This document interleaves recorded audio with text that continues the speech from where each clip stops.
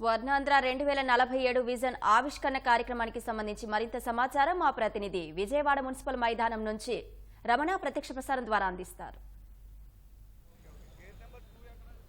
ఆంధ్రప్రదేశ్ను దేశంలో నెంబర్ 1గా తీర్చిదిద్దడమే లక్ష్యంగా ముఖ్యమంత్రి చంద్రబాబు నాయుడు ప్రత్యేకించి చర్యలు తీసుకుంటూ ఉన్నారు. దీనికోసం ప్రత్యేకంగా విజన్ 2047 పేరిట డాక్యుమెంటరీని మరి కాసేపట్లో విడుదల చేయనున్నారు. స్వర్ణాంధ్ర 2047 విజన్ డాక్యుమెంటరీ ఆవిష్కరణ కోసం ప్రత్యేకంగా విజయవాడలో భారీ కార్యక్రమాన్ని ఏర్పాటు చేశారు. ఇందిరాగాంధీ మున్సిపల్ స్టేడియంలో చాలా భారీ ఎత్తున కార్యక్రమాన్ని ఏర్పాటు చేసి అందుకు తగ్గట్లుగా ఏర్పాటు కూడా చేయడం జరిగింది. ఈ కార్యక్రమానికి మంత్రులు, ప్రజాప్రతినిధులు, అలాగే కలెక్టర్లు, ప్రజలు అందరూ కూడా ఇక్కడ వచ్చేస్తూ ఉన్నారు. ప్రస్తుతం మనం చూడొచ్చు ఇందిరాగాంధీ స్టేడియం వద్ద మరికొద్ది సేపట్లోనే ఈ కార్యక్రమం అనేది ప్రారంభం కాబోతుంది. 11:30 సీఎం చంద్రబాబు ఈ విజన్ డాక్యుమెంటరీని ఆవిష్కరించనున్నారు. ఐశ్వర్య, ఆరోగ్య, ఆనందాంధ్రప్రదేశ్, వెల్దీ, హెల్దీ, హ్యాపీ సాకారమే లక్ష్యంగా Swarnandhra 2047 vision documentary CM Chandrababu ఆవిష్కరణ చేయనున్నారు. దీనికి అధికారులు భారీ ఏర్పాటు కూడా చేయడం జరిగింది.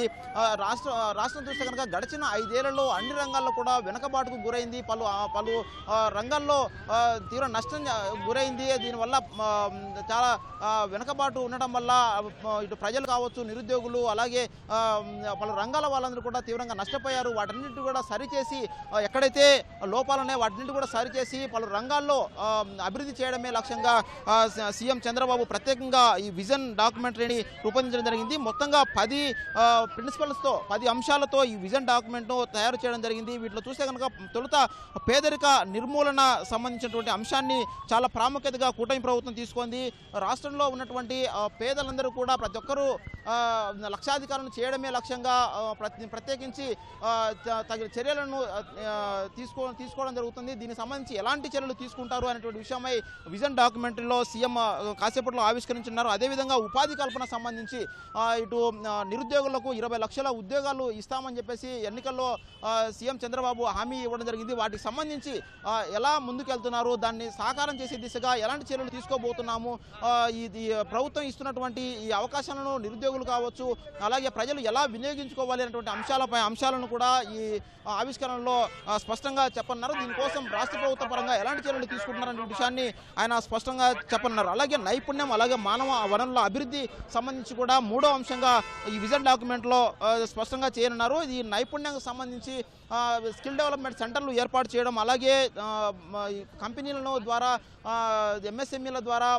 ప్రత్యేకించి వాళ్ళకు నైపుణ్యాభివృద్ధి చేసి వాళ్ళ ఉద్యోగ అవకాశాలు కల్పించి వారికి వాళ్ళ అభివృద్ధి కోసం పాటుపడే విధంగా ఈ మేరకు చర్యలు తీసుకున్నారు. అలాగే ఇంటింటికి నీటి భద్రత, అలాగే రైతు, వ్యవసాయ సాంకేతికత, ప్రపంచ స్థాయి పంపిణీ వ్యవస్థ, లాజిస్టిక్స్, శక్తి మరియు ఇంధనాల వ్యయ నియంత్రణ అంశాలపై ఈ విజన్ డాక్యుమెంట్లో ఆవిష్కరించనున్నారు. అన్ని రంగాలలో పరిపూర్ణ ఉత్పాదన, అలాగే సమగ్ర విధానాలతో స్వచ్ఛంద్ర, అన్ని దశలలో సమగ్ర సాంకేతికత అనేటువంటి అంశాలపైనే ప్రత్యేకించి విజన్ను ఆవిష్కరించున్నారు. దీనికి సీఎం చంద్రబాబు నాయుడు మరికొద్ది సేపట్లోనే ఇక్కడికి ప్రాంగణానికి చేరడం. కానీ ప్రస్తుతం మనం చూడొచ్చు ఇక్కడ మంత్రులు, అలాగే ఎమ్మెల్యేలు, అలాగే కార్పొరేటర్లు, అలాగే కలెక్టర్లు, ఉన్నతాధికారులు అందరూ కూడా స్టేడియంకు వచ్చేస్తూ ఉన్నారు. వారందరి సమక్షంలోనే సీఎం ఈ విజన్ను ఆవిష్కరించున్నారు. చూస్తే కనుక ఇప్పటికే రాష్ట్ర ప్రభుత్వం ఎన్నికల్లో ఇచ్చినటువంటి హామీలను అమలు కోసం ప్రత్యేకించి పలు చర్యలు కూడా తీసుకోవడం జరిగింది. ప్రస్తుతం మనతో పాటు కొంతమంది నేతలు ఉన్నారు. ఓకే, చూస్తే కనుక ఈ కూటమి ప్రభుత్వం వచ్చిన తర్వాత తీసుకున్నటువంటి పలు చర్యలను కూడా ఈ వేదికగా సీఎం చంద్రబాబు ప్రజలకు వివరించున్నారు. అదేవిధంగా భవిష్యత్తులో రానున్నటువంటి 5 రోజుల్లో అలాగే 2047 లక్ష్యంగా ఈ కాలంలో ఎలాంటి చర్యలు తీసుకోబోతున్నారు, రాష్ట్రాన్ని అన్ని విధాల నెంబర్ 1 చేసే విధంగా ఎలాంటి చర్యలు తీసుకోబోతున్నటువంటి విషయాన్ని కూడా ప్రత్యేకించి ఈ డాక్యుమెంటరీ ద్వారా వివరించనున్నారు.